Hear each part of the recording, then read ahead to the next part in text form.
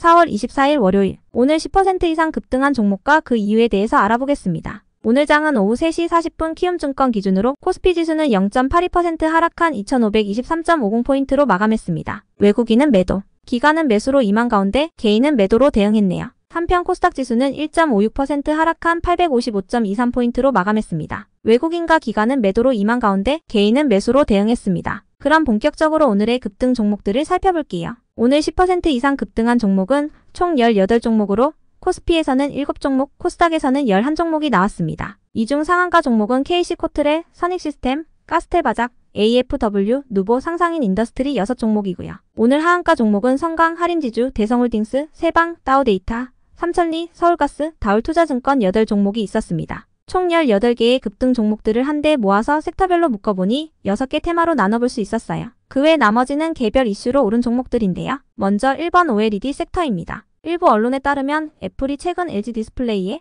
선익시스템의 8세대 OLED 증착기를 사용해도 된다는 의사를 전달했다고 합니다. 그동안 애플은 일본 캐논 토키의 증착기 사용을 선호해왔는데요. 선익시스템의 증착기가 캐논 토키 장비보다 40%가량 저렴하기 때문에 LG 디스플레이는 선익시스템과 협력해 애플의 기기에 관련 증착기 개발을 추진해왔다고 합니다. 이 같은 소식에 선익시스템을 선두로 일부 디스플레이 관련주들이 강세로 마감했네요. 다음은 이번 온실가스 섹터입니다. 외신에 따르면 백악관 예산관리국이 환경보호국에서 제출한 화력발전소의 온실가스 배출 규제 강화 방안을 검토 중인 것으로 전해졌습니다. 바이든 행정부는 가스 석탄을 사용하는 화력발전소의 온실가스 배출의 상한선을 설정할 것으로 보이는데요. 이러한 새 규정을 통해 모든 화력발전소의 이산화탄소 배출량을 2040년까지 제로에 가깝게 하는 것이 목표라고 합니다. 이 같은 소식 속 온실가스 관련주들과 친환경 에너지 관련주들이 강세로 마감했지만 화력발전 업계와 공화당의 반발은 거셀 것으로 예상됩니다. 다음은 3번 사료 농업 섹터입니다. 서방 국가들이 러시아 제재 강화 방안으로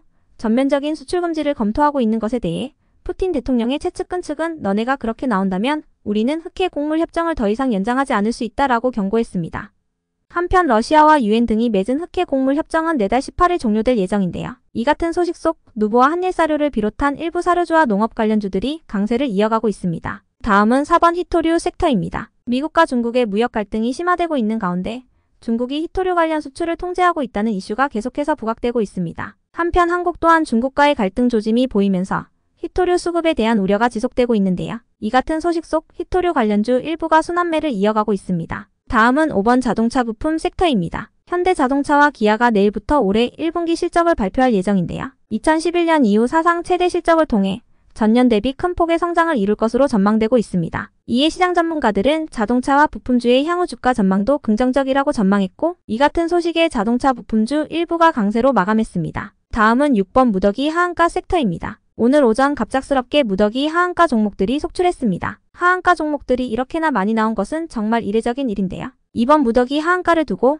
다단계 모집 방식의 펀드 때문이라는 썰부터 시작하여 반대 매매나 포트폴리오 변경 등 여러가지 루머가 나돌고 있습니다. 다만 이 종목들의 매도 물량은 모두 SG증권이나 메리츠증권 등 평소 잘 보이지 않는 증권사를 통해 쏟아져 나왔으며 이 같은 무더기 하한가의 금융당국이 조사에 착수한 것으로 전해졌습니다. 그 외 나머지는 개별 이슈로 오른 종목들인데요. 오늘 2차 전지주들이 대부분 약세였지만 일부 종목들은 급등하며 마감을 했습니다. 현대차와 기아의 전기차 주요 경쟁사인 폭스바겐이 미국 인플레이션 감축법 전기차 보조금 지급 대상이 되었기 때문인데요. 더불어 폭스바겐은 캐나다와 중국 등에 20조 원을 투입해 전기차 생산기지를 지을 예정이라고 전했습니다. 이 같은 소식에 폭스바겐 관련주와 함께 최근 호재가 있었던 2차 전지 소형주 일부 종목이 강세로 마감했습니다. 다음으로 윤 대통령의 방미 경제사절단에 최병호 형지 회장과 최준호 가스텔바작 대표가 동행할 예정인 가운데 가스텔바작이 외식업에 도전한다는 소식이 전해져 상한가로 마감했습니다. 몇 년간 실적 하락 중인 상황에서 외식업이 가스텔바작의 미래 성장 동력원이 될지 기대감을 입은 모습이었습니다. 다음으로 상상인 더스트리는 감자 결정에 따라 지난 3월 28일부터 거래가 정지됐던 종목인데요. 저번 주 금요일 거래 재개 후 특별한 호재 없이 강세를 이어가고 있습니다. 한편 신팩이 상승했는데요. 신팩의 회사 관계자는 특별한 주가 급등 사유가 없다며 1년에 한두 번씩은 이날처럼 이유 없이 주가가 급등하는 경우가 있다라고 해명했습니다. 여기까지 오늘 10% 이상 급등한 종목들을 알아보았습니다. 내일도 성투하세요.